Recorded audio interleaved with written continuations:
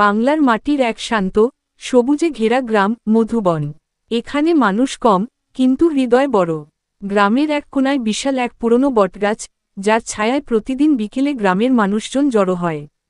কেউ গল্প করে, কেউ হাটে যাওয়ার কথা বলে, আবার কেউ স্রেফ বসে থাকে। রামু চুপচাপ বসে আছে, চোখে চিন্তার ছাপ। পাশে বসা হরি কাকা জিজ্ঞেস করে, কিরে রামু, মন খারাপ কেন? রামু উত্তর দেয়, বিপুর ফোন পাই না, 3 দিন হইল, পড়তেছে শহরে, কিন্তু খোঁজ নেয় না।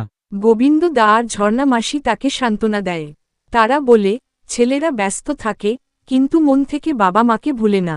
দূর থেকে বাইকের আওয়াজ, সবাই তাকিয়ে দেখে, এক তরুণ ছেলে ব্যাগ নিয়ে এগিয়ে আসছে। কাছে আসতেই সবাই চমকে ওঠে, সে রামুর ছেলে বিপু।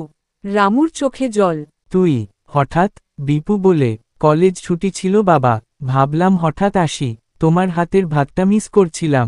রামু আর বিপু একসাথে মাঠে যায়। রামু দেখায় কিভাবে হাল চালাতে হয়, কিভাবে মাটি চেনা যায়। বিপু মনোযোগ দিয়ে শিখে। সে বলে, নতুন প্রযুক্তি আনলে আরও ভালো ফসল হবে বাবা। রামু দেখে, শহরের পড়াশোনা আর গ্রামের অভিজ্ঞতা মিশে গেছে ছেলের মধ্যে।